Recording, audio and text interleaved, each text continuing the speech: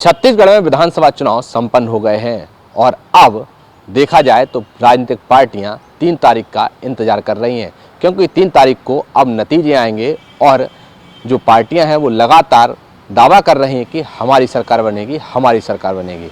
वहीं कांग्रेस एक बार फिर आश्वस्त है और कांग्रेस का दावा है कि एक बार फिर हम छत्तीसगढ़ में सरकार बना रहे हैं। लेकिन इस बार थोड़ी स्थिति नरम देखी जा रही है और स्थिति बीजेपी कांग्रेस में बिल्कुल फाइट की देखी जा रही है। वहीं बीजेपी और कांग्रेस अब एक साथ में जो स्थिति है वो बिल्कुल समतुल्य दिखाई दे रही है। कहीं बीजेपी की सरकार बन सकती है और कांग्रेस की भी सरकार बन सकती है। लेकिन सबसे बड़ी खबर निकल के ये आ रही है, छत्तीसगढ़ में कांग्रेस के जो मंत्री हैं, गद्दावर नेता हैं, वो हारने की स्थिति में हैं। जो चर्चाएं निकल के आ रही हैं, जो रिपोर्ट निकल के आ रही है, उनमें कई ऐसे मंत्री हैं जो हारने की कगार पर हैं। हम आपको बताएंगे कि कौन ऐसे मंत्री हैं जो कि कड़ी टक्कर बीजेपी के दे रहे हैं। सबसे बड़ी बात उनमें ये है कि जो मंत्री गद्दावर हैं उनके सामने जो प्रतिद्वंदी खड़े हैं वो अभी तक कोई ऐसा चुनाव नहीं लड़े हैं, पहली बार चुनाव लड़े हैं, कोई ऐसा राजनीतिक करियर नहीं है, फिर भी बड़े बड़े मंत्रियों को दांतों तले पसीना आ रहा है, जो सर्वे रिपोर्ट कह रही हैं, और वो अपनी सीट, उनकी जो सीट है वो खतरे में दिखाई पड़ रही है। सबसे पहले हम सीट की बात करते हैं तो सीतापुर विधानसभा सीट की, जो कि अंबिकापुर में आती है, और सीतापुर विधानसभा सीट से खाद्य मंत्री अमरजीत भगत लगातार चुनाव लड़ते आ रहे हैं और लगातार जनता उन पर भरोसा भी जता रही है। लेकिन बीजेपी से जो टक्कर दे रहे हैं सीतापुर विधानसभा सीट से वो हैं रामकुमार टोप्पो। रामकुमार टोप्पो का कोई राजनीतिक करियर नहीं है, ना ही अभी तक उन्होंने कोई चुनाव लड़ा। हम आपको बता दें कि रामकुमार टोप्पो पूर्व सैनिक हैं, देश की सेवा करते थे, इसके बाद वहाँ से रिजाइन दिया, एक युवा हैं, और इसके बाद बीजेपी ने उन पर भरोसा जताया। माना ये जा रहा था, जिस प्रकार से मेरे सूत्र बताते हैं, कि रामकुमार टोप्पो को दिल्ली से ही टिकट दी गई थी। लगातार 3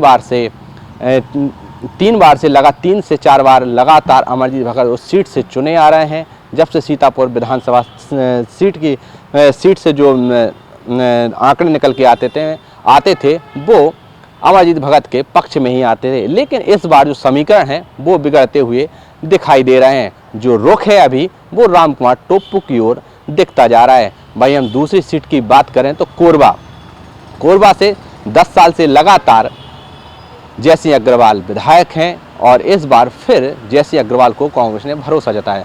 सबसे सुरक्षित सीट मानी जाने वाली कोरबा से इस बार जो टक्कर दे रहे हैं जयसिंह अग्रवाल को, वो कि लखनलाल देवांगन हैं, जो कि बीजेपी के पूर्व विधायक हैं और इससे पहले कोरबा के मेयर भी रह चुके हैं। देखा जाए तो वहाँ पर जो जातिगत समीकरण है वो भी अब जयसिंह अग्रवाल के पक्ष में नहीं बैठ रहा है, और जो खबर आ रही है कि जयसिंह अग्रवाल एक बार हारने की कगार में हैं। उनकी सीट इस बार बहुत ही टाइट स्थिति में है और कांटे की टक्कर वहां पर देखने को मिल सकती है। वहीं जो रिपोर्ट आ रही है, कहीं जयसिंह अग्रवाल अपनी सीट ना खो दें। वहीं तीसरी सीट की बात करें तो तीसरी सीट में सबसे गद्दावर मंत्री, लगातार लंबा अनुभव रहा जिनको, और जो कि अभी कृषि मंत्रालय संभाल रहे हैं। हम बात कर रहे हैं रविंद्र चौबे की।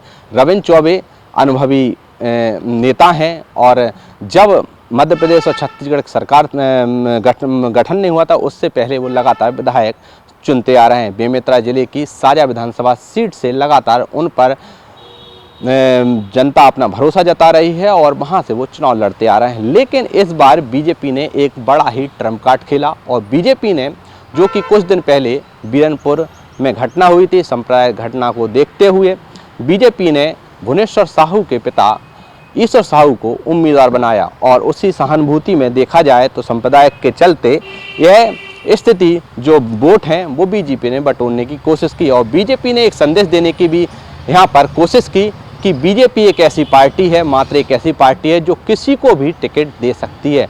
तो बीजेपी ने एक मजदूर गरीब परिवार के जो युवक है उसके पिता को टिकट दी और सहानुभूति बटोरने की कोशिश की। और अब मंत्री चौबे के सामने यह एक कड़ी चुनौती उभर कर सामने आई।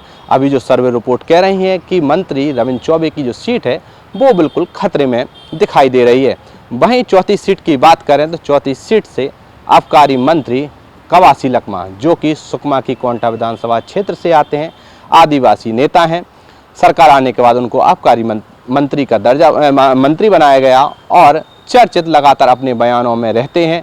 लगातार उनके जो बयान हैं वो सुर्खियों में लगातार बने रहते हैं।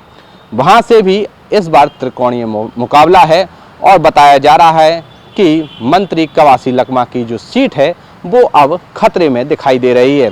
कहीं उनको इस बार सीट ना गंवानी पड़ जाए। वहाँ से CPM से मनीष कुंजाम चुनाव लड़ रहे हैं और BJP से उनके प्रतिद्वंदी हैं, तो वो भी सीट खतरे में दिखाई दे रही है। पांचवी सीट की बात करें तो पांचवी सीट से मंत्री रुद्रगुरु, जो कि नवागढ़ से चुनाव लड़ रहे हैं, उनके विरोध में गुरुदयाल, जो कि BJP के पूर्व मंत्री भी रह चुके हैं, उन्होंने अपनी सीट बदल दी। मंत्री रुद्रगुरु ने इसके बाद उन्होंने नवागढ़ से उनको टिकट मिला।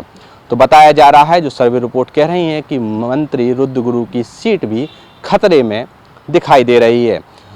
तो अब सभी को जिस प्रकार से मैंने बताया कि इन मंत्रियों की जो सीट है वो खतरे में दिखाई दे रही है, और भी कई ऐसे मंत्री हैं जिनकी सीट पर कांटे की टक्कर बिल्कुल साफ देखने को मिल रही है। अब देखना होगा कि कांग्रेस जिस प्रकार से बात कर रही है कि हम फिर से एक बार सरकार बना रहे हैं, और लगातार कांग्रेस जो नारा दे रही है कि हम 75 के पार इस बार सीटें लाएंगे और पूर्ण बहुमत के साथ सरकार बनाएंगे, लेकिन अब इसका इंतजार करना होगा कि 3 तारीख के जो नतीजे आएंगे उनमें मतदाता अपना किस पर भरोसा जताते हैं और किसकी सरकार बनाते हैं। यह तो अब देखने की बात होगी। आप भी इंतज़ार करिए, हम भी इंतज़ार कर रहे हैं कि 3 तारीख का अब जो मतदाता हैं छत्तीसगढ़ के, वो किस पर अपना भरोसा जताते हैं। कैमरामैन सौरभ के साथ सत्यन शर्मा, पंजाब केसरी टीवी, छत्तीसगढ़। के लिए हमारे YouTube चैनल को सब्सक्राइब करें और नई वीडियो की नोटिफिकेशन के लिए बेल आइकॉन को दबाएं। अगर आप ये वीडियो Facebook पर देख रहे हैं तो लाइक जरूर करें और ज्यादा से ज्यादा शेयर करें। धन्यवाद।